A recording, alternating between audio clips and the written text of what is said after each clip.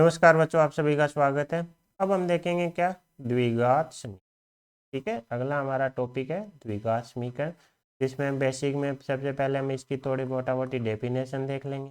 फिर हम इसके मूल की बात करेंगे, मूल दिए हो तो हम इसका द्विघात समीकरण का निर्माण कैसे कर सकते हैं, मूल में और इसके कोफिशिएंट में संबंध क्या होता है ना। थोड़ा बेसिक देखेंगे, उसके बाद इसके हल करने की विधियाँ देखेंगे। द्विघात समीकरण को हल करने की हमारे पास 3 विधियाँ होंगी।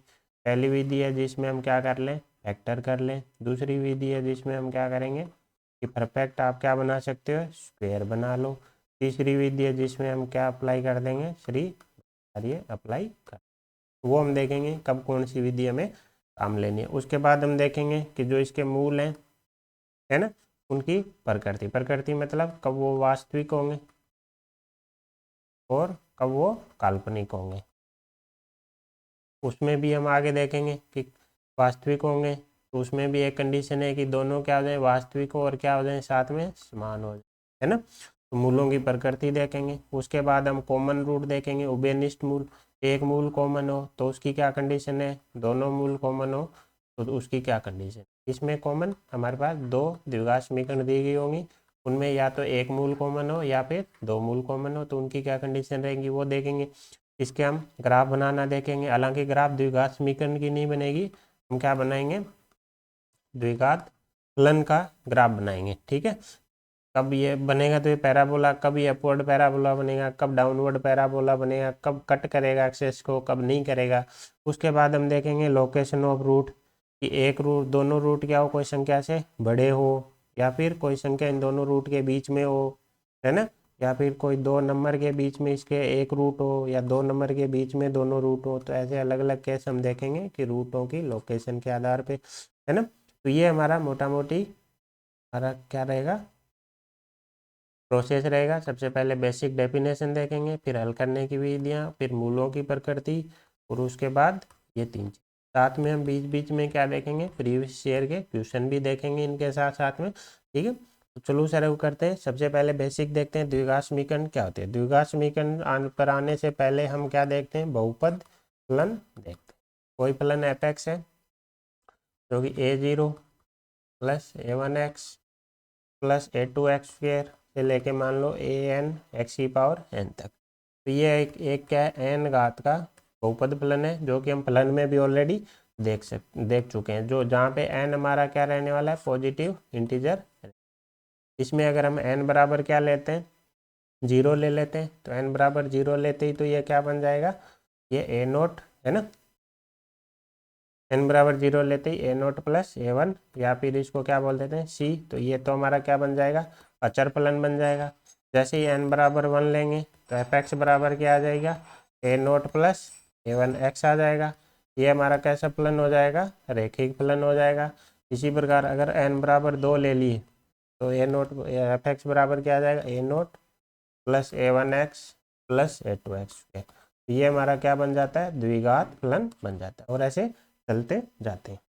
इसमें जो n की हाईएस्ट डिग्री होगी ना, सब जो हाईएस्ट इसकी डिग्री होगी वो उस फलन की क्या कहलाएगी, डिग्री कहलाएगी। जैसे ये n घात का बहुपद फलन है, यहाँ n बराबर 0 लिया, n बराबर 1 लिया, यहाँ पे x की हाईएस्ट डिग्री क्या है, 1। तो ये 1 घात का बहुपद फलन है और ये 2 घात का बहुपद फलन।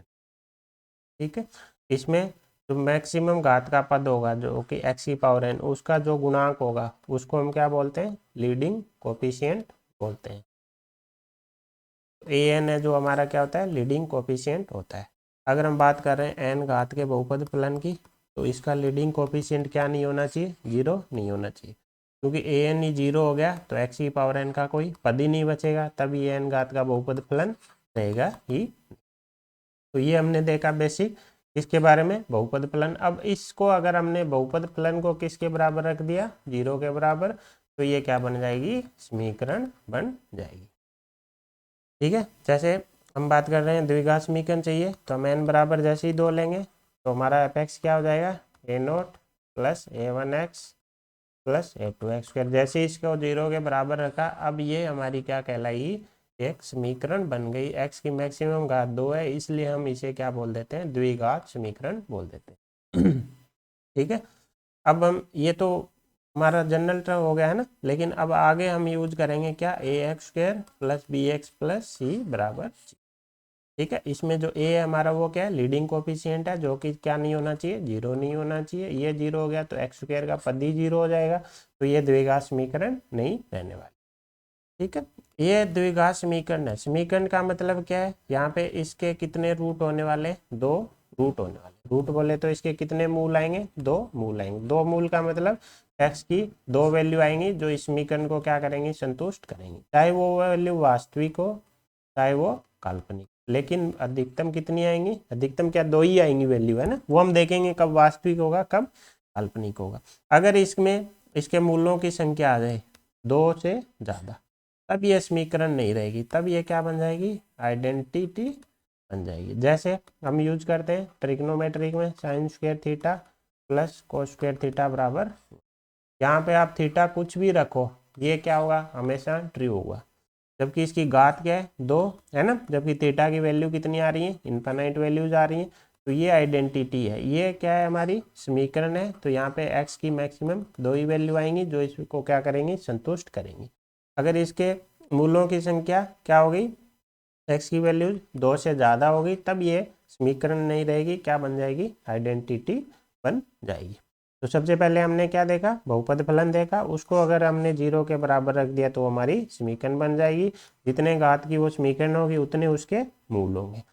समीकरण और आइडेंटिटी में हमने डिफरेंस देखा। आइडेंटिटी क्या होती है, इसकी घात से भी ज़्यादा मूल होते हैं। ये प्रत्येक थीटा के लिए ट्रू है ना। जबकि ये क्या होगा, केवल एक्स की ऐसी दो ही वैल्यू आएंगी, चाहे वो रियल हो चाहे काल्पनिक हो, है ना, जो इसको सेटिस्फाई करेंगे। अब हमने देख लिया कि A X square plus B x plus C बराबर जीरो क्या है, हमारी द्विघात समीकरण है। समीकरण बोलते हैं इसके कितने मूल होंगे, दो मूल होंगे। तो हम मान लेते हैं इसके मूल क्या है, अल्फा बीटा है। तो मूल का मतलब क्या हो गया, इसको ये संतुष्ट करेंगे। तो हम ऐसे भी लिख सकते हैं A alpha square plus B alpha plus C बराबर जीरो। इसी प्रकार A beta square plus B beta plus C बराबर जीरो होगा। मूल का मतलब क्या हो गया कि एक्स की जगह वो वैल्यू रखेंगे तो ये इसको सेटिस्फाई करेंगी। अब हम देखते हैं, जैसे ए क्या है, एक्स स्क्वायर का कोफिशिएंट, बी क्या है, एक्स का कोफिशिएंट, और सी क्या है, हमारा कांस्टेंट। अब हम देखते हैं इनमें कोफिशिएंट में और मूलों में क्या संबंध होता है। अल्फा प्लस बीटा, जिसे हम क्या बोलते हैं, मूलों का योग, वो क्या होता है, माइनस बी बाई ए होता है। ठीक है, माइनस 12, बी क्या है, एक्स का गुणांक है। समीकरण में एक्स का गुणांक क्या है, और डिवाइड किससे होगा, एक्स स्क्वायर के गुणांक से।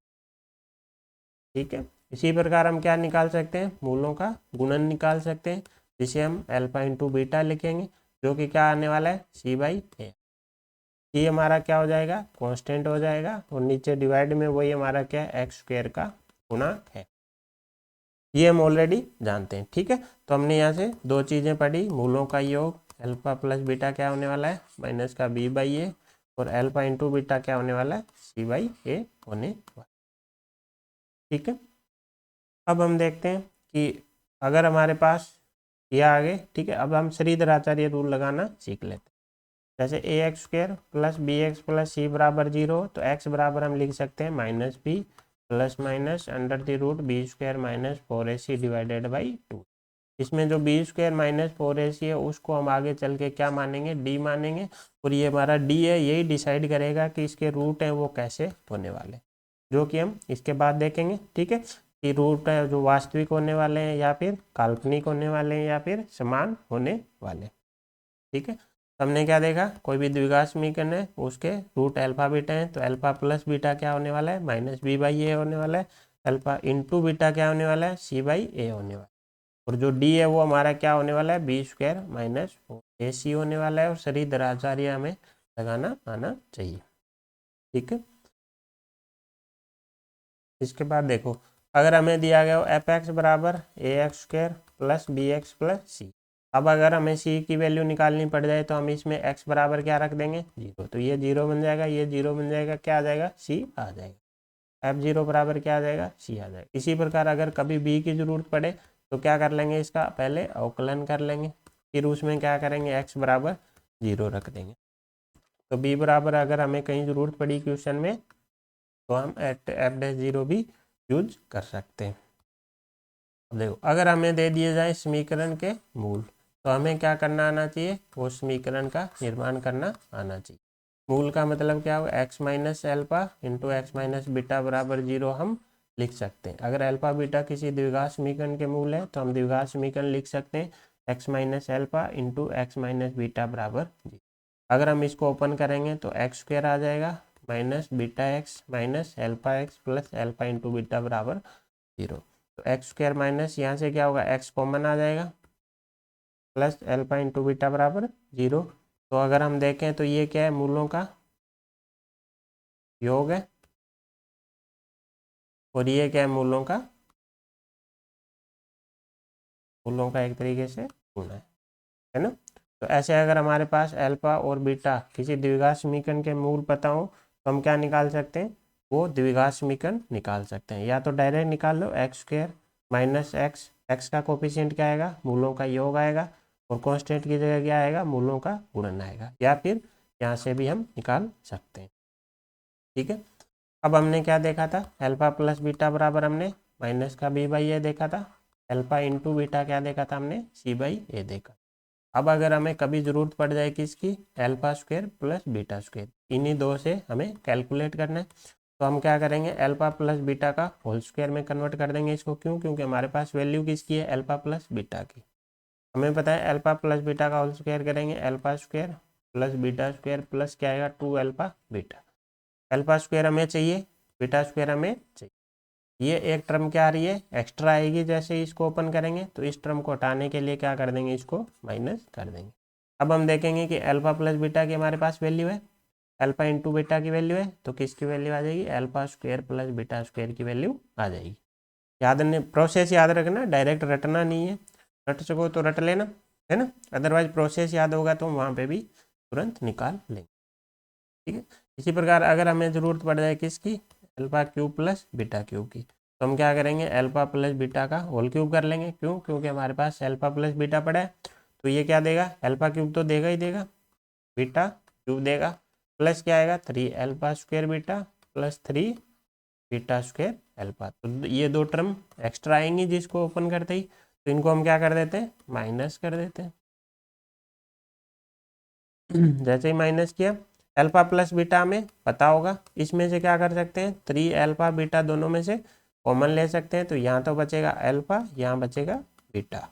अल्फा प्लस बीटा की वैल्यू हमारे पास है, अल्फा इंटू बीटा की वैल्यू है, तो किसकी वैल्यू आ जाएगी, alpha cube plus beta cube की वैल्यू आ जाएगी।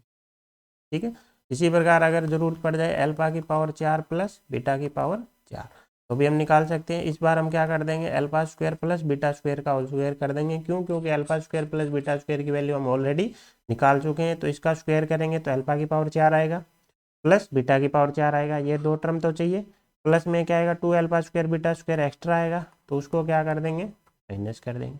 ये हमारा क्या है, अल्फा इंटू बीटा का होल स्क्वायर है, जिसकी वैल्यू हमारे पास ऑलरेडी है। तो अगर हमारे पास अल्फा प्लस बीटा और अल्फा इंटू बीटा है, तो इन दो से हम और वैल्यू भी निकाल सकते हैं। Alpha square plus beta square निकाल सकते हैं, alpha cube plus beta cube निकाल सकते हैं, अल्फा की पावर 4 प्लस बीटा की पावर निकाल सकते हैं, एंड सो ऑन। ये हमने क्या देखा कि इन वैल्यू से अगर हमें ज़रूरत पड़ी तो हम कन्वर्ट कर सकते हैं ना। तो ये था हमारा बेसिक, जिसमें हमने क्या देखा, द्विघात समीकरण से पहले बहुपद फलन देखा। बहुपद फलन में क्या होगा, एक्स की पावर एन है, मैक्सिमम घात एन है, तो ये एन घात का बहुपद फलन है, और इसके कोफिशिएंट को हम लीडिंग कोफिशिएंट बोलते हैं। ये 0 नहीं होना चाहिए। अगर इसको हम 0 के बराबर रख देंगे फंक्शन को, तो यही हमारी क्या बन जाएगी, समीकरण बन जाएगी। यहाँ पे जो एन घात है वो हमारे क्या रहने वाले हैं, पॉजिटिव इंटीजर रहने वाले हैं। एन बराबर 0 लिया तो क्या आएगा, अचर फलन। एन बराबर 1 लिया तो रैखिक फलन। एन बराबर 2 लिया तो द्विघात फलन आएगा। अब हमें द्विघात ही देखना था, तो द्विघात को अगर 0 के बराबर रखते ही ये क्या बन जाएगी, हमारी द्विघात समीकरण बन जाएगी। समीकरण का मतलब इसमें एक्स की जितनी मैक्सिमम घात है उतने इसके क्या होंगे, मूल होंगे। अगर इससे ज़्यादा मूल हैं तो ये समीकरण ना होके क्या बन जाएगी, आइडेंटिटी बन जाएगी। अब वो मूल काल्पनिक भी हो सकते हैं, वास्तविक भी हो सकते हैं, है ना, वो हम आगे देखेंगे। और एक चीज़ और यहाँ पे, अगर जब भी ग्राफ बनाने की बात हो तो ग्राफ कभी भी समीकरण का नहीं बनता है, ग्राफ किसका बनेगा, हमेशा फलन का बनेगा। ठीक है। एफ एक्स का, एफ एक्स बराबर 0 करते ही तो सिर्फ 2 पॉइंट रह गए एक्स के जिन पे ये संतुष्ट होगी, है ना। ग्राफ के लिए केवल फलन का बनता है। आगे हमने क्या देखा, इनके कोफिशिएंट और मूलों के बीच में संबंध देखा, अल्फा प्लस बीटा जिसे हम मूलों का योग बोलते हैं, जो कि क्या होने वाला है माइनस बी बाई ए, जहाँ पे बी हमारा क्या है समीकरण में एक्स का गुणांक है, बी ए क्या है हमारा एक्स स्क्वायर का गुणांक है। इसी प्रकार मूलों का हमने गुणन देखा, सी बाई ए होने वाला है, सी हमारा कॉन्स्टेंट पद है और ये हमारा एक्स स्क्वायर का गुणांक है। अगर अल्फा प्लस बीटा और अल्फा इंटू बीटा हमारे पास आ जाए तो हम बाकी भी निकाल सकते हैं, alpha square plus beta square वो भी निकाल सकते हैं, है ना। और डी के आगे हम चल के यूज करेंगे किसमें, श्रीधराचार्य में, है ना। जब हम इसका हल निकाल रहे होंगे तो श्रीधराचार्य काम आएगा। श्रीधराचार्य के अकॉर्डिंग एक्स की वैल्यू क्या होगी, minus B plus minus under the root B square minus 4ac divided by 2a, जिसमें बी स्क्वायर माइनस 4ac को हम क्या मानेंगे, डी मानेंगे। ये डी ही आगे डिसाइड करने वाला है इसके मूल कैसे होने वाले, ठीक है। फिर हमने देखा कि हमारे पास अगर अल्फा बीटा मूल हो तो हम क्या कर सकते हैं, द्विघात समीकरण का निर्माण कर सकते हैं। कैसे, x minus alpha into x minus beta बराबर 0 लिख सकते हैं। इसको सोल्व करके देखा तो ये भी हमारे पास एक को निकालने की मेथड आ गया, जिसमें क्या करना है, एक्स स्क्वायर लिख देना है, फिर माइनस एक्स इंटू मूलों का योग लिख देना है, प्लस मूलों का गुणा लिख देना है। तो ये हमने क्या देखा, द्विघात समीकरण के मूल हो तो निर्माण करना, मूल निकालना हम इसे अगले टॉपिक में सीखेंगे, ठीक है। अगर हमें अल्फा प्लस बीटा और अल्फा बीटा की वैल्यू है तो ये वैल्यू भी कैसे कैलकुलेट करनी है वो हमने देखा। अब हम देखते हैं कुछ प्रीवियस ईयर के क्वेश्चन जो कि इन डेफिनेशन से हमारे निकलने वाले हैं, है ना। देखो सबसे पहले क्या बोल रहा है, एक द्विघात समीकरण है और बात कर रहा है इसके सभी मूलों का योग क्या होने वाला है। देखते हैं। सबसे पहले यहाँ पे हमारे पास कौन फंसा हुआ है, मापांक फंक्शन फंसा हुआ है, ठीक है। तो सबसे पहले हमें मापांक फलन को क्या करना पड़ेगा, सोल्व करना पड़ेगा, है ना। तो ये हमें पता है कि x square minus 8x plus 15 अगर 0 से बड़ा हुआ तब तो ये प्लस के साथ खुलेगा। यहीं पे अगर x square minus 8x plus 15 0 से छोटा हुआ तो ये माइनस के साथ खुलेगा, है ना। तो अब हमें देखना है कि ये कब प्लस है कब माइनस है। तो x square minus 8x plus 15 ये इसके क्या हो जाएंगे, फैक्टर हो जाएंगे। यहाँ से क्या होंगी, x की दो वैल्यू आएंगी 3 और 5। अब हम क्या करेंगे, संख्या रेखा पे डाल के साइन लगा देंगे। तो हमें पता चला कि जब x 3 से छोटा हो और x से 5 से बड़ा हो तो ये पूरा क्या रहने वाला है, पॉजिटिव रहने वाला है। और जब x 3 से 5 के बीच में हो तो ये क्या रहने वाला है, नेगेटिव रहने वाला है। तो हमारे पास दो केस बन जाएंगे, जब x हमारा क्या हो 3 से छोटा हो और 5 से बड़ा हो तब तो हम पॉजिटिव के साथ ओपन करके एक द्विघात समीकरण बनेगी। अगर x 3 से 5 के बीच में हो तो इसको नेगेटिव के साथ ओपन करेंगे। तो हमारे पास दो केस बन जाएंगे कि जब x 3 से छोटा या फिर 5 से बड़ा हो तो ये क्या होगा, एज इट इज ओपन हो जाएगा, x square minus 8x plus 15 वहाँ घट जाएगा, माइनस का 2x प्लस 7 बराबर 0 आ जाएगा। तो यहाँ से हम क्या देख रहे हैं कि x square minus 10x plus 22 बराबर 0 आ जाएगा। आगे अब अगर हम यहाँ पे श्रीधराचार्य लगा दें तो minus B plus minus under the root में क्या आएगा, बी स्क्वायर माइनस 4 क्या आ जाएगा, है ना। माइनस का 4ac आ जाएगा डिवाइडेड बाई 2a 2 आ जाएगा। ये 10 प्लस माइनस 12/2, 12 में से क्या होगा 3 इंटू 4 रखेंगे तो 2 12 के नीचे डिवाइड हो जाएगा। ये आ गया हमारा 5 प्लस माइनस रूट 3। तो यहाँ से क्या हुआ, हमारे पास दो मूल आए, एक 5 प्लस रूट 3 और दूसरा हमारा क्या मूल आया 5 माइनस रूट 3। जो 5 प्लस रूट 3 है ये 5 से बड़ा है तो इस अंतराल में आ जाएगा, हम इसको कंसीडर कर सकते हैं। लेकिन ये क्या है 5 से छोटा है और 3 से क्या है बड़ा है, ये हमारे इस अंतराल में नहीं आ रहा है तो ये हम मूल नहीं ले सकते। यहाँ से हमारे पास मूल आए तो हमें आंख बंद करके नहीं लेना है, हमें चेक करना है कि जो हम x ले रहे हैं उसमें आ रहा है कि नहीं, उस x के अंतराल में आ रहा है कि नहीं। जैसे हमने अंतराल कौन सा लिया है कि 3 या 3 से छोटा और 5 से बड़ा। 5 प्लस रूट 3 तो हमारा कहाँ आने वाला है, 5 के आगे आएगा, 5 माइनस रूट 3 ये आएगा। ये हमारे अंतराल में नहीं आ रहा है तो इस मूल को हम शामिल नहीं कर सकते। तो पहले केस से हमारा क्या आया, x की एक वैल्यू आ गई, क्या आ गई 5 प्लस रूट 3। तो ये हमें चेक करना है जब हमारे केस बन रहे हो तो जो x की वैल्यूज आ रही हैं जो हम अंतराल लेके चल रहे हैं उसमें है कि नहीं, उसमें है तो ही हम उसे कंसीडर करेंगे, अदरवाइज हम नहीं करेंगे।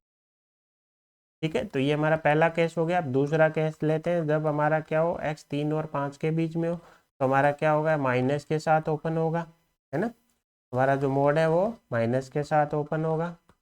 इसको जैसे ही सोल्व करेंगे यहाँ से हमारे पास द्विघात समीकरण बन जाएगी x² माइनस 6x प्लस 8 बराबर, इसके क्या हो जाएंगे, फैक्टर हो जाएंगे।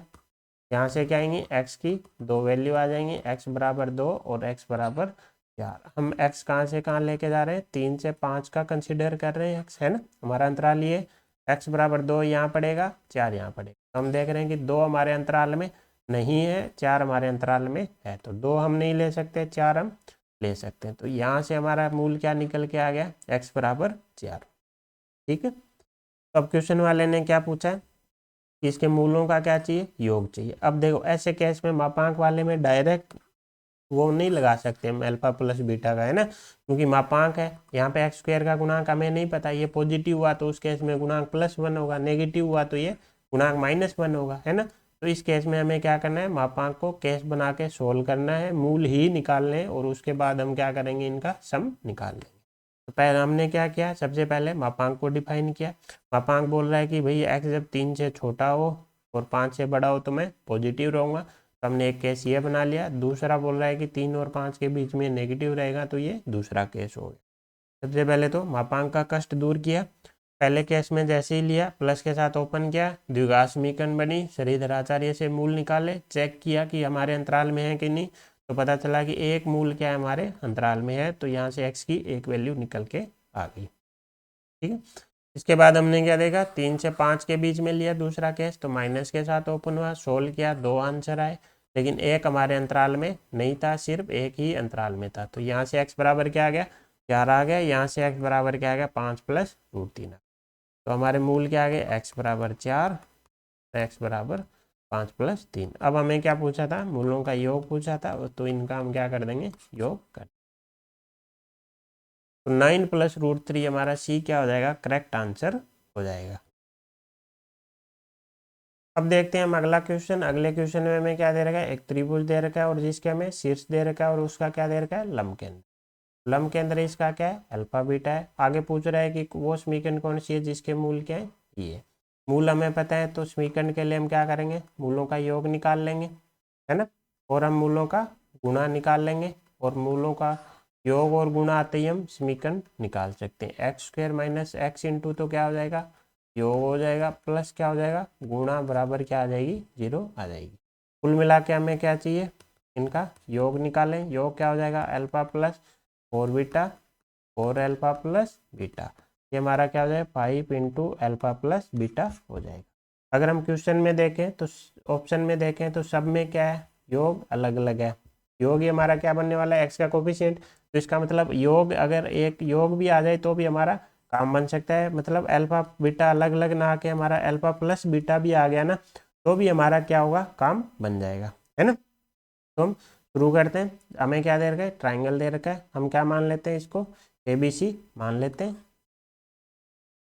ये हमारा क्या है, त्रिभुज ABC। ठीक है, ये हमारा हो गया A 1,2, B ले लेते हैं 2,3 को, और C ले लेते हैं 3,1। अब हम क्या करेंगे, यहाँ से क्या करेंगे, सामने वाली भुजा पे लंब केंद्र के लिए लंब डालेंगे। इसी प्रकार इससे भी सामने वाली भुजा पे लंब डालेंगे, और इससे भी सामने वाली भुजा पे लंब डालेंगे। तीनों लंब जहाँ कट करेंगे वो हमारा क्या हो जाएगा, लंब केंद्र हो जाएगा।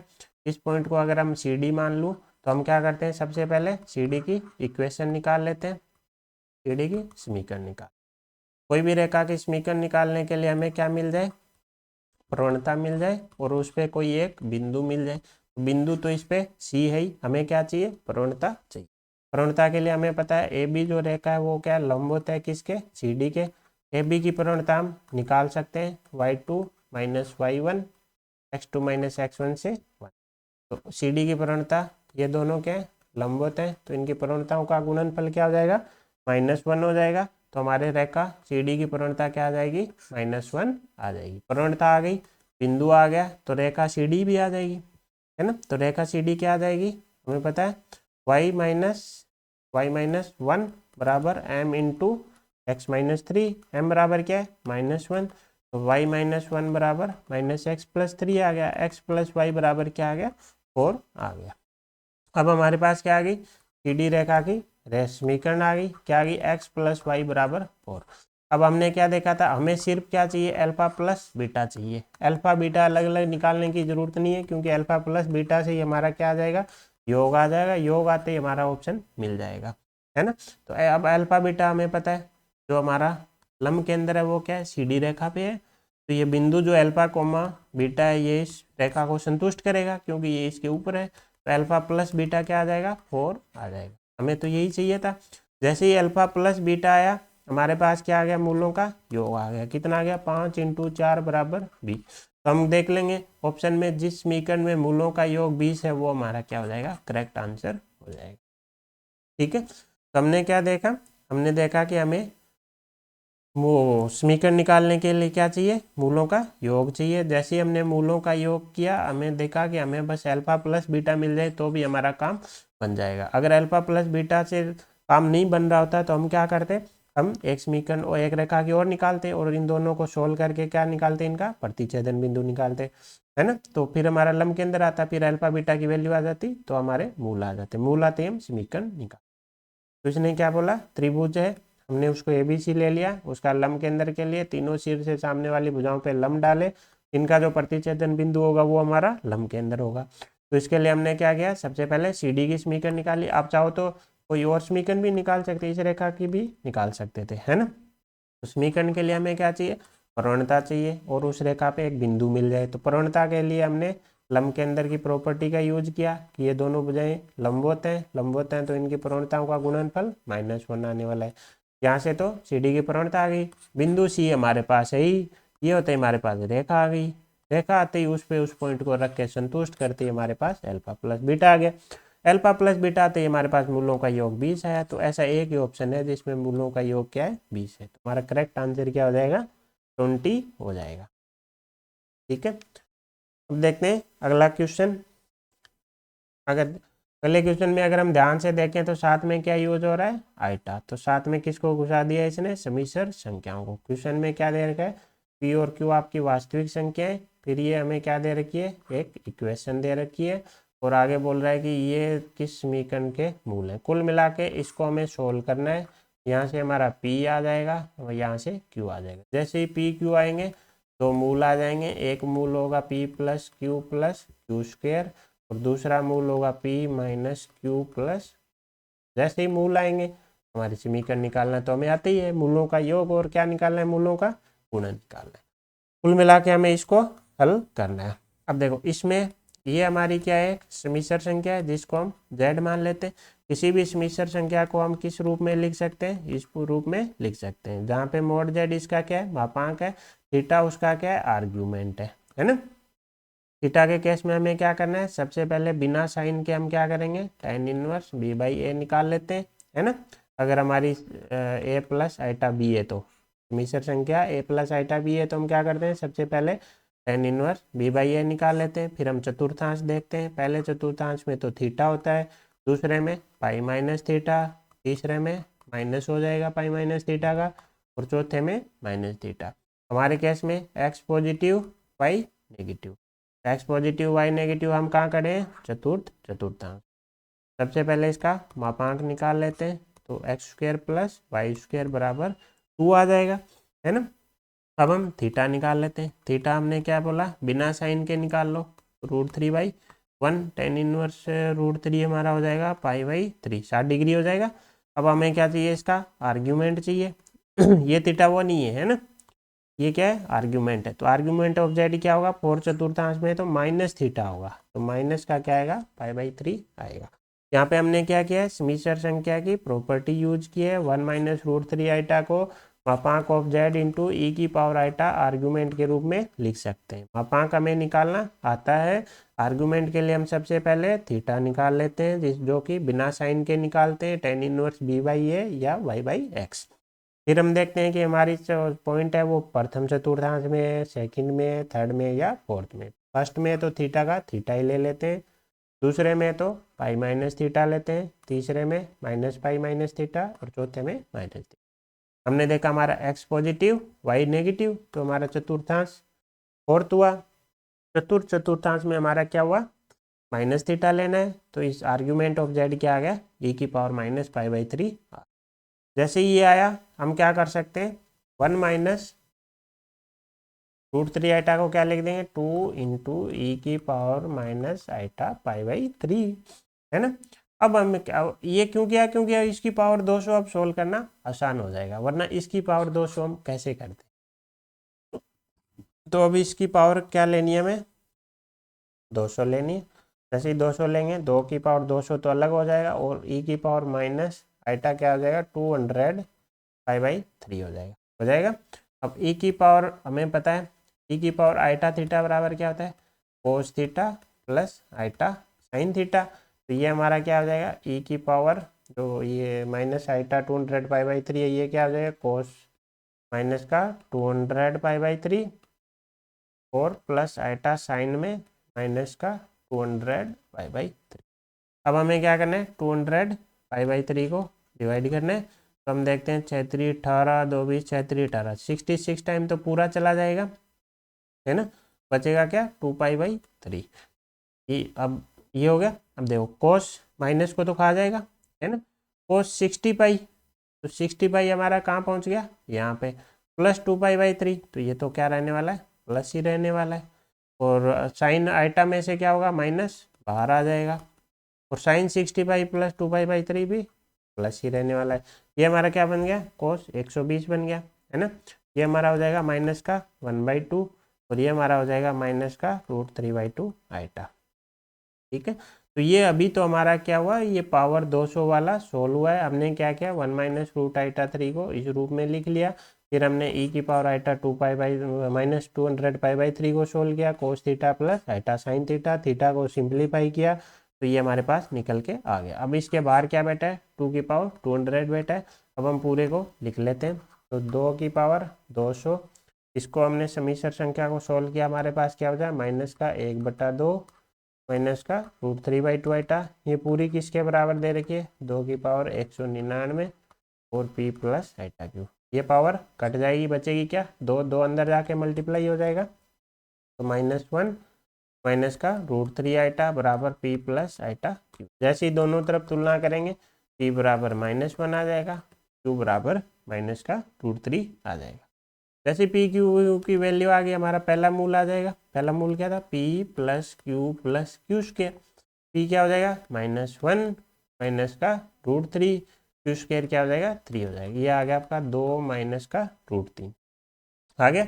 इसी प्रकार दूसरा मूल आ जाएगा p minus Q plus Q square, ये हमारा आ जाएगा -1 प्लस √3 प्लस 3 बराबर 2 प्लस √3। जैसे ही मूल आए, मूलों का क्या निकाल लो, योग निकाल लो, मूलों का क्या निकाल लो, गुणन निकाल लो। ये हमारा क्या बन गया, a minus b into a plus b बराबर ए स्क्वायर माइनस का बी स्क्वायर बराबर। जैसे ही मूलों का योग आ गया, तो माइनस मूलों का योग इंटू एक्स प्लस मूलों का गुणन बराबर, ये हमारी क्या आ जाएगी, द्विघात समीकरण निकल के आ जाएगी। X square minus 4x plus 1 बराबर 0, ये हमारा क्या हो जाएगा, करेक्ट आंसर हो जाएगा। तो इस क्वेश्चन में हमने क्या देखा, कोई भी समीकरण संख्या है, उसकी पावर दे रखी हो, तो उसको हमें कैसे सोल्व करना है, हमें मापांक ऑफ जेड इंटू ई की पावर आइटा आर्ग्यूमेंट में कन्वर्ट करना है।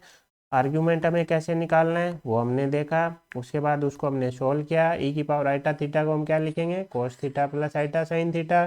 थीटा को सिंप्लीफाई किया, दोनों तरफ तुलना की, तुलना करते ही हमारे पास पी क्यू की वैल्यू आई, पी क्यू की वैल्यू आते ही अल्फा बीटा आ गए, मूल आते ही हमारा क्या हो गया, क्वेश्चन सोल्व हो गया।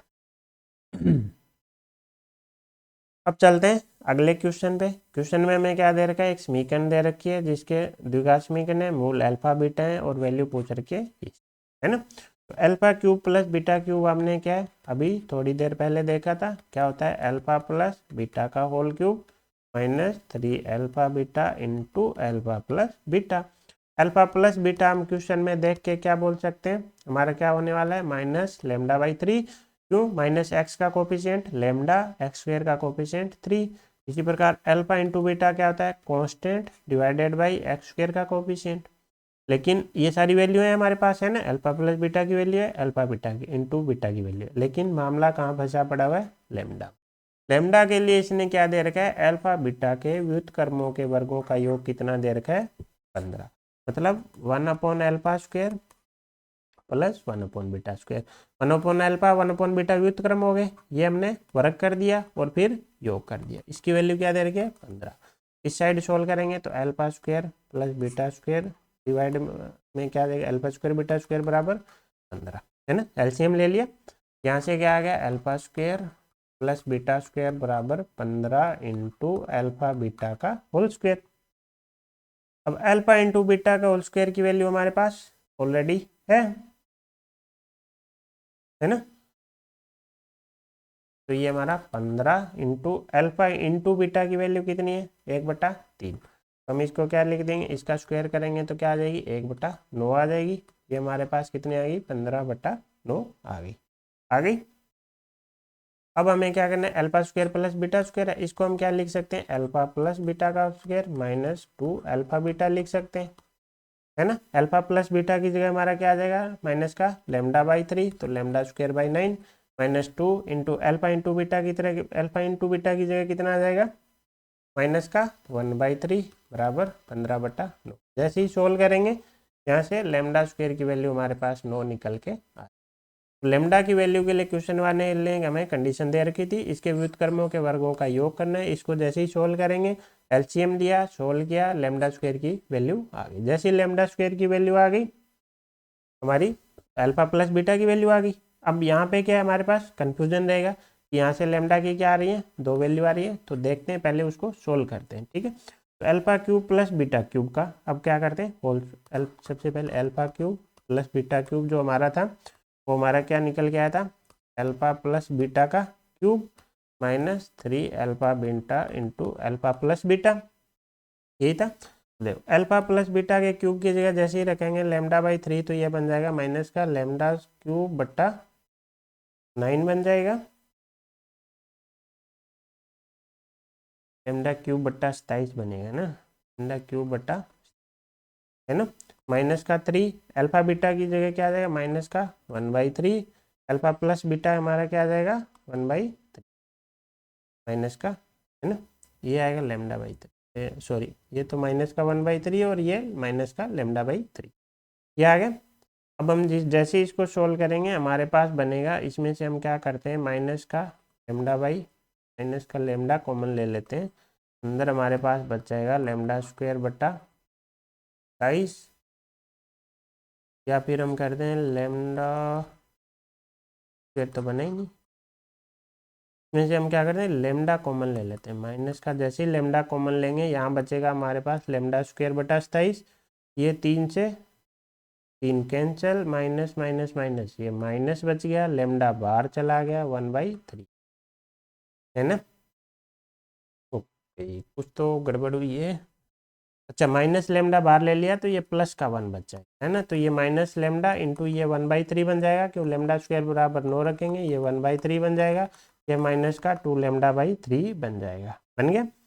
अब हमें क्या करना है, इसका आगे क्या करना है, हमें ये वैल्यू नहीं पूछी, इसका होल स्क्वायर इंटू 6 पूछा है, हमें क्या पूछा है, 6 इंटू α³ प्लस बीटा³ का होल स्क्वायर, तो 6 तो है ही, α³ प्लस बीटा³ की जगह क्या आ जाएगा 2 λ/3 आ जाएगा, तो ये बन जाएगा 6 इंटू 4 इंटू λ²/9, λ² बराबर जैसे ही 9 रखेंगे 6 इंटू 4 बराबर क्या आ जाएगा 24 आ जाएगा। अब देखो यहाँ पे हमने क्या है, लेमडा की वैल्यू नहीं रखी, क्योंकि लेमडा की क्या वैल्यू हमारे पास 2 वैल्यू है, लेकिन λ² बराबर हमें पता है 9 ही है, तो हमने क्या किया, लेमडा को बाहर रखा, अंदर λ² की जगह वैल्यू पुट कर दी, लेमडा की अभी वैल्यू पुट नहीं की, जैसे ही हमने स्क्वायर किया हमें दोबारा हमारे पास क्या बना λ², तब हमने क्या किया, इसकी जगह 9 पुट, ठीक है। तो हमें क्या था, क्वेश्चन में द्विघात समीकरण दी गई थी, लेकिन उसमें अननोन लेमडा बैठा था, लेमडा के लिए क्वेश्चन वाले ने हमें कंडीशन दे रखी थी, जैसे ही वो कंडीशन रखी हमारे पास लेमडा की वैल्यू आ गई, लेमडा की वैल्यू ना आके लेमडा की 2 वैल्यू आ रही थी, तो हमने उनको डायरेक्ट यूज नहीं किया, हमने किसको यूज किया, λ², जहाँ जहाँ λ² बना वहाँ 9 रख दिया, लेमडा बना उसको एक बार लेमडा ही रख लिया, दोबारा स्क्वायर किया, अगेन λ² बना, वैल्यू पुट की, आंसर निकल के आ गया।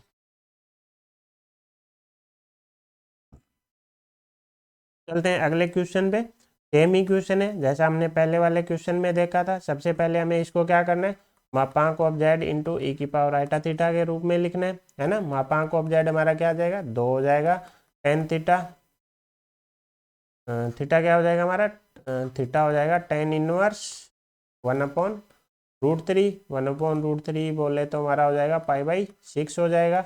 यहाँ पे हमारा क्या है, एक्स भी पॉजिटिव वाई भी पॉजिटिव, तो हम कौन से चतुर्थांश में 1, तो यही हमारा आर्ग्यूमेंट हो जाएगा।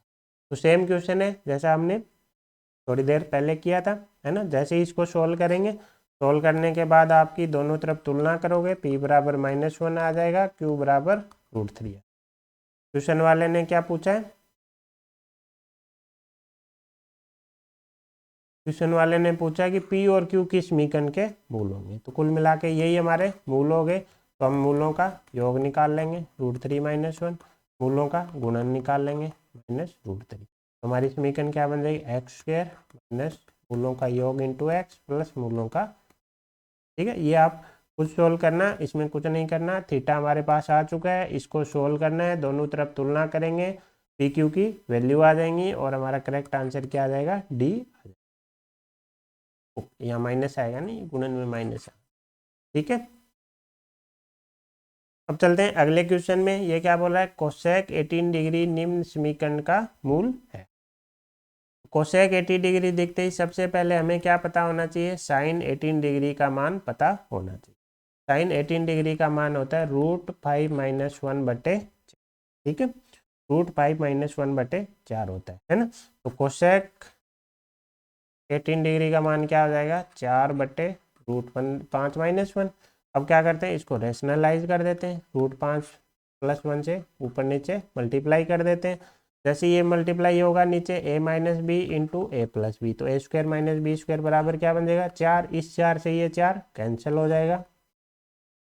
तो हमारा कोसेक 18 डिग्री बराबर क्या आ गया, √15 + 1। ये हमारा क्या है, समीकरण का मूल है। मूल बोले तो ये किसकी वैल्यू है, एक तरीके से x की वैल्यू है ना। तो हमारा कुल मिला के क्या आ गया, x बराबर √5 + 1 आ गया।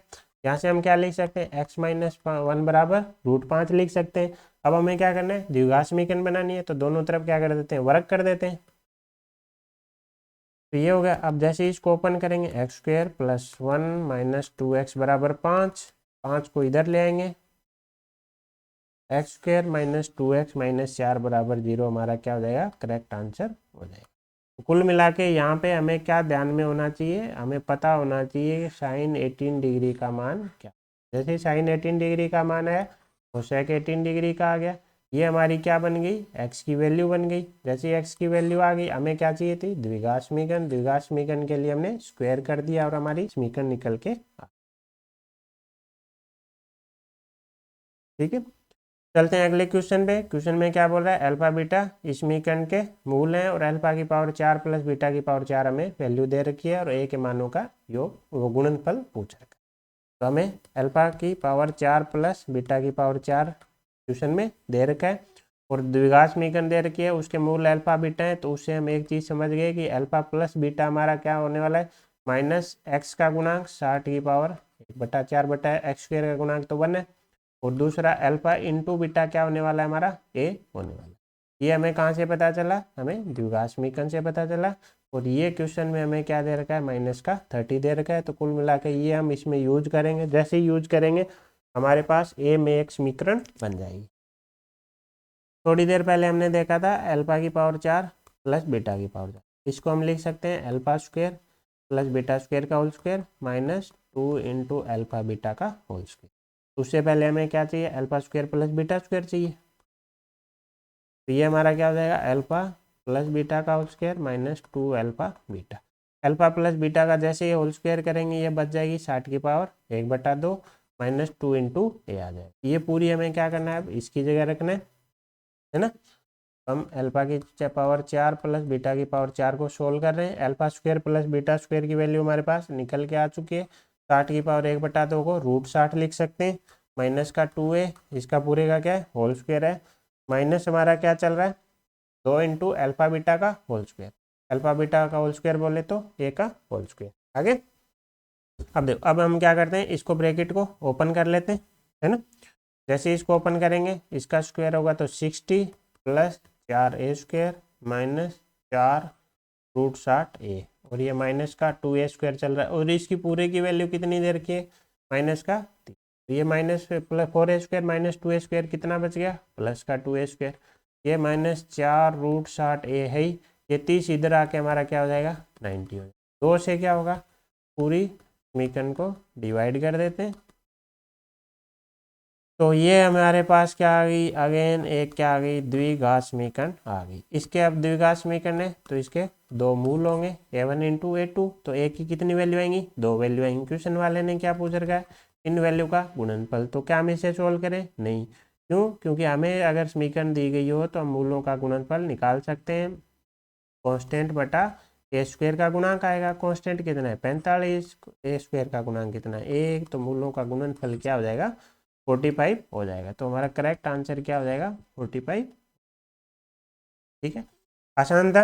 एक द्विघात समीकरण दी गई थी जिसके मूल अल्फा बीटा दे रखे, तो हमारे पास अल्फा प्लस बीटा और अल्फा इंटू बीटा आ गए। क्वेश्चन वाले ने अल्फा की पावर 4 प्लस बीटा की पावर 4 दे रखी थी, हमने अल्फा की पावर 4 प्लस बीटा की पावर 4 हमें सोल्व करना आता है, हमने इसको सोल्व किया, वैल्यू पुट की, ए में एक द्विघात समीकरण बनी। द्विघात समीकरण का मतलब इसकी संभावित वैल्यू कितनी होंगी, 2 होंगी। क्वेश्चन वाले ने उनका प्रोडक्ट पूछ रखा था, तो वो हम समीकरण को देख के डायरेक्ट ही बता सकते हैं, हमें इसको सोल्व करने की जरूरत नहीं है।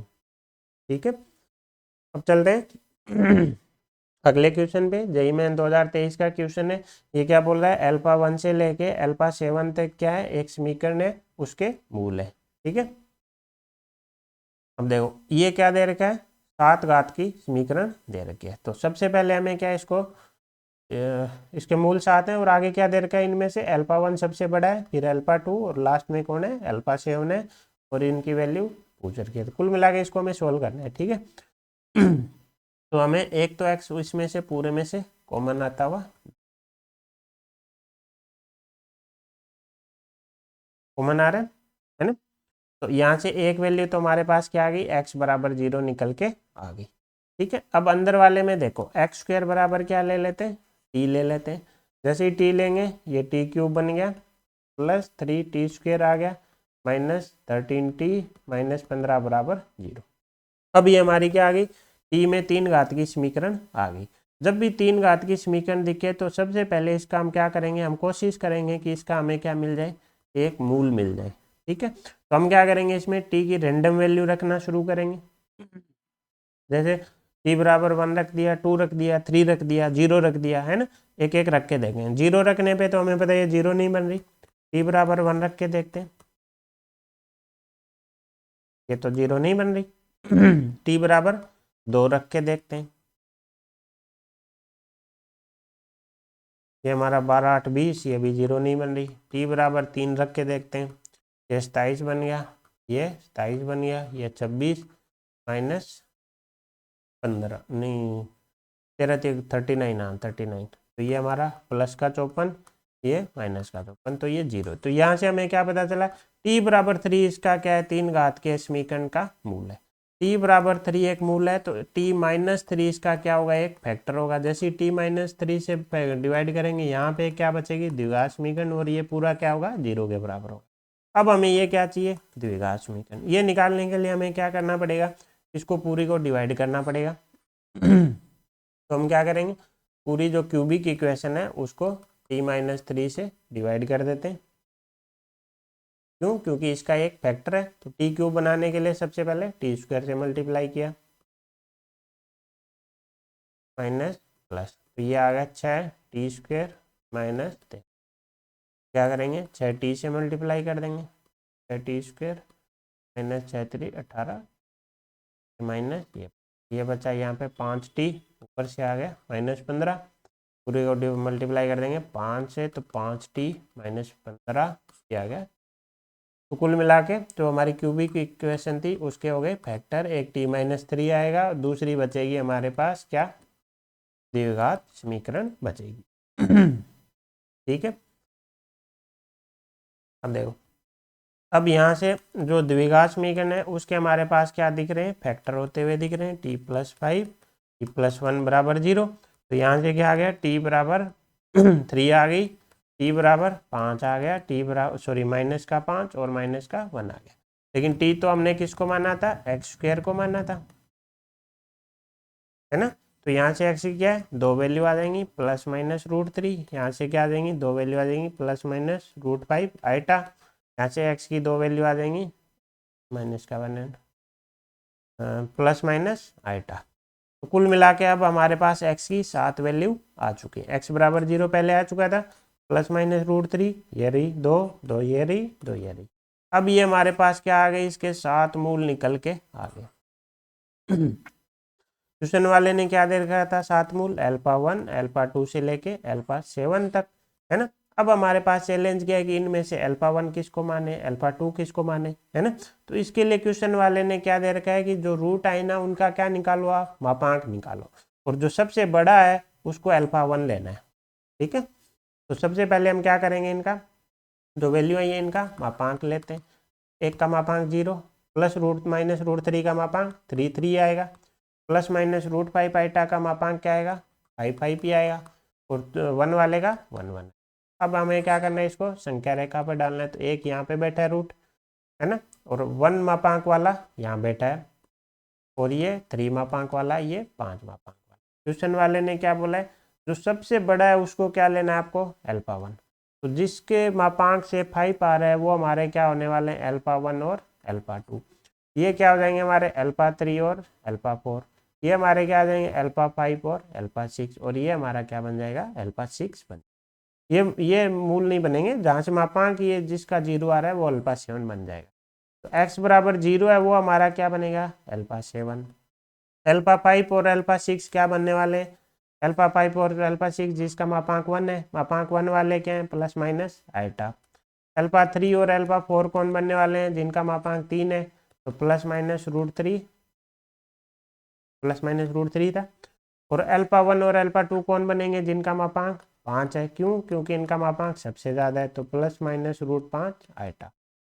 अब ये हमारे पास क्या आ गई, सारी वैल्यू निकल के आ गई। अब यहाँ पे ये कंफ्यूजन हो कि इनमें से 5 किसको माने 6 किसको माने, तो उसकी शायद ज़रूरत नहीं पड़ेगी। क्वेश्चन में क्या पूछ रखा है वो हम देख। क्वेश्चन वाला बोल रहा है alpha 1 alpha 2 alpha 3 alpha 4 alpha 5 alpha 6, इनका क्या पूछ रखा है, गुणनफल पूछ। अल्फा 1 इंटू अल्फा 2 का गुणनफल पूछ रखा है ना। तो क्या हो जाएगा अल्फा 1 इंटू अल्फा 2, तो ये इनमें से किसी को भी आप अल्फा 1 मान लो, कोई फर्क नहीं पड़ेगा। ये हमारा क्या है आइटा स्क्वायर से माइनस आएगा, वो इसको कहा जाएगा, कितना आंसर आ जाएगा 5 आ जाएगा। अल्फा 3 इंटू अल्फा 4 करेंगे तो √3 इंटू माइनस का √3, तो माइनस का 3 आ जाएगा। इसी प्रकार अल्फा 5 इंटू अल्फा 6 करेंगे तो plus iota into minus iota बराबर 1 आ जाएगा। क्वेश्चन वाले ने क्या पूछा है, क्वेश्चन वाले ने पूछा है अल्फा 1 अल्फा 2, जो कि alpha 1 into alpha 2 minus alpha 3 alpha 4 plus alpha 5 alpha 6। Alpha 1 alpha 2 की वैल्यू 5, अल्फा 3 अल्फा 4 की वैल्यू माइनस की 3, अल्फा 5 अल्फा 6 की वैल्यू 1। तुम्हारा करेक्ट आंसर क्या हो जाएगा 9 हो जाएगा। तो ये था क्वेश्चन, जेईई मेन 2023 में आया हुआ क्वेश्चन था। हालांकि डायरेक्ट किस पे नहीं था, द्विघात का क्वेश्चन नहीं था, लेकिन लास्ट में हम पहुंचे किस पे, द्विघात पे। यहाँ पे हमने एक चीज और सीख ली कि अगर 3 घात की समीकरण हो, क्यूबिक इक्वेशन हो, तो उस केस में हमें कैसे अप्रोच करना है। सबसे पहले हमें कोशिश करनी है रैंडम वैल्यू रख के कि हमें एक मूल मिल जाए। जैसे ही मूल मिलेगा वो उसका क्या होगा फैक्टर होगा, तो पूरी इक्वेशन को उससे क्या करना है, फिर उसके बाद डिवाइड करना है। जैसे ही डिवाइड करेंगे हमारे पास क्या आ जाएगा, मल्टीप्लाई में द्विघात आ जाएगी। द्विघात हमें सोल्व करना आती है। जैसे इसको सोल्व किया, यहाँ से रूट आ गए, रूट आके फिर इनमें से किसको क्या लेना है, उसके लिए हमने क्या किया, इनके मापांक निकाले, संख्या रेखा पर डाला।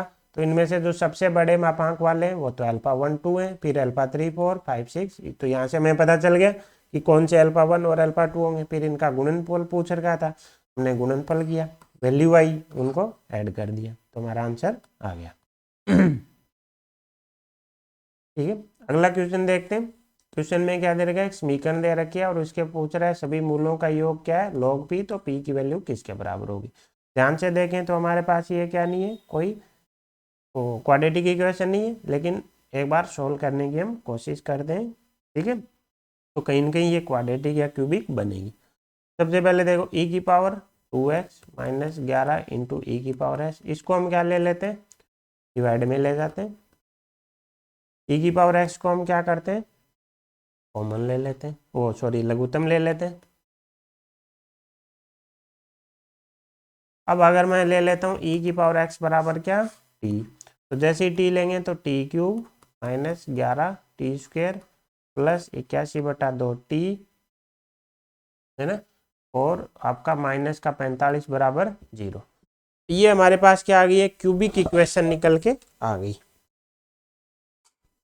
है ना, जिसके मूल क्या होंगे, t1 t2 t3 होंगे, 3 मूल होंगे। अब हमें क्या इसको सोल्व नहीं करना है क्योंकि इसमें किसकी बात हो रही है, मूलों के योग की। इसके मूल क्या होंगे, t1 t2 t3। तो जैसे ही t1 t2 t3 आएंगे तो इस समीकरण के मूल आ जाएंगे, क्या आएंगे, e की पावर t1 e की पावर t2 और e की पावर t3। तो क्वेश्चन वाले ने हमें क्या पूछ रखा है, क्वेश्चन वाले ने हमें पूछा है कि उस जो e की पावर x में जो समीकरण दे रखी है उसके मूलों का क्या करना है, उसके मूलों का हमें क्या पूछ रखा है, योग पूछ रखा है ना। तो हमें योग पूछ रखा है मूलों का।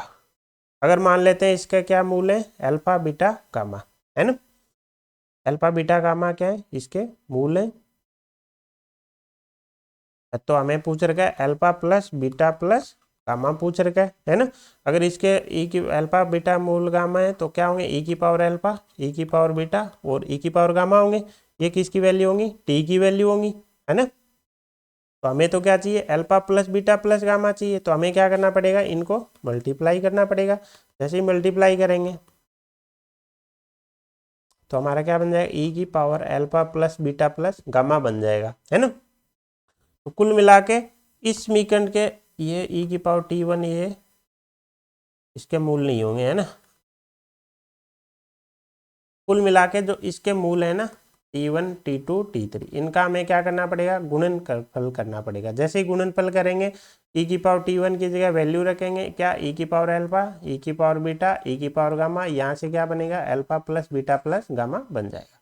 तो क्यूबिक इक्वेशन में हमें क्या निकालना आना चाहिए, गुणनफल ये निकालना आना चाहिए। तो वो हम देखते हैं कैसे निकालते हैं। जैसे ए x cube plus B x square plus c x plus d बराबर 0, ये क्या दे रखे, 3 घात की समीकरण है जिसके मूल मान लेते हैं अल्फा बीटा गामा। तो 3 चीजें आएंगी इसमें, alpha plus beta plus gamma, या फिर दो मूलों का गुणनफल alpha beta plus beta gamma plus gamma alpha, या फिर तीनों मूलों का गुणनफल। जैसे द्विघात समीकरण थी तो इसमें दो ही था कि अल्फा प्लस बीटा या अल्फा बीटा, यहाँ पे 3 केस बनेंगे। तो alpha plus beta plus gamma लेना है तो माइनस से शुरू करेंगे, वही एक्स स्क्वायर का कोफिशिएंट लेंगे इस बार और एक्स क्यूब के कोफिशिएंट से डिवाइड होगा। अल्फा बीटा बीटा गामा के लिए एक्स का कोफिशिएंट लेंगे और एक्स क्यूब के कोफिशिएंट से डिवाइड, ठीक है। अल्फा बीटा गामा के लिए माइनस आएगा constant divided by x cube के कोफिशिएंट, ठीक है। माइनस का साइन अल्टरनेट चलेगा, एक बार माइनस आया फिर नहीं आएगा फिर माइनस आएगा। हर बार डिवाइड किससे होगा, एक्स क्यूब के कोफिशिएंट से ही होगा। एक एक कोफिशिएंट का हमें क्या चाहिए, सम चाहिए, तो एक्स स्क्वायर का कोफिशिएंट ऊपर आएगा। Alpha beta plus beta gamma plus gamma alpha चाहिए तो एक्स का कोफिशिएंट ऊपर आएगा, और तीनों का गुणनफल चाहिए तो डी कांस्टेंट ऊपर आएगा। तो हमें क्या चाहिए, तीनों मूलों का गुणनफल चाहिए, तो हमारा क्या आ जाएगा, माइनस माइनस का 45 डिवाइडेड बाई 1। तो यहाँ से हमें पता चल गया कि e की पावर अल्फा इंटू ई की पावर बीटा इंटू ई की पावर गामा बराबर क्या आने वाला है, 45 आने वाला है। तो यहाँ से e की power alpha plus beta plus gamma बराबर क्या आ जाएगा, 45 आ जाएगा। दोनों तरफ क्या ले लेंगे, लॉग ले लेंगे, और क्वेश्चन ये क्या दे रखा है, लॉग p दे रखा है, तो p बराबर क्या आ जाएगा, 45,